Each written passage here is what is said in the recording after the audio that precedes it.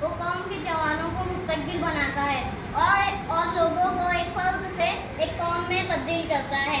हम अपने माँ बाप की वजह से आसमान से ज़मीन पर आते हैं, लेकिन एक उस्ताद होता है जो हमें ज़मीन से आसमान की ऊंचाई पर ले जाता है। एक इस उस्ताद की माशरे के अंदर क्या अहमियत होती है, इसका अंदाज़ा आप इस बात से लगा सकते हैं। एक मरतबा अरस्तू और उसका शागिर्द सिकंदर आज़म सफ़र पर जा रहे थे। रास्ते में एक नदी आ गई। अरस्तू नदी पहले पार करना चाहता था, जबकि सिकंदर आज़म की जिद ये थी कि नदी पहले वो पार करेगा।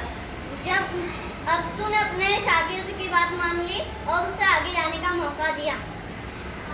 किनारे पर जब पहुंचे तो अरस्तू ने कहा, ये तुमने मेरी बेइज्जती नहीं की, तुम मुझसे पहले आगे चले गए।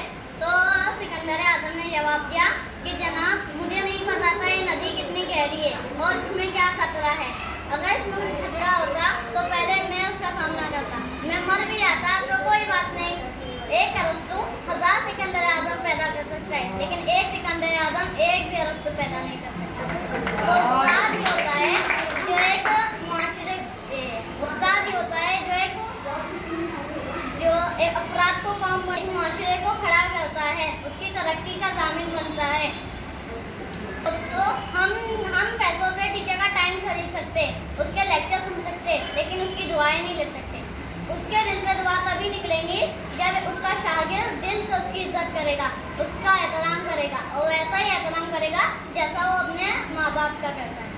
तो इस वक्त उसके दिल से उसके लिए दुआ निकलेगी और ये दुआ ही हमारी कामयाबी का ज़ामिन बनेगी। ये जीत हार कुछ नहीं होता है, कभी कभी ये हार भी हमारे लिए ये हार ही हमारी कामयाबी का ज़ामिन बन जाती है। इसलिए अपने माँ बाप और उस्ताद से कभी जीतने की कोशिश ना करें, उनसे आगे निकलने की कभी कोशिश ना करें। ये उनकी दुआएं होगी जो हमें ज़मीन से आसमान की ऊंचाई पर ले जाएंगी।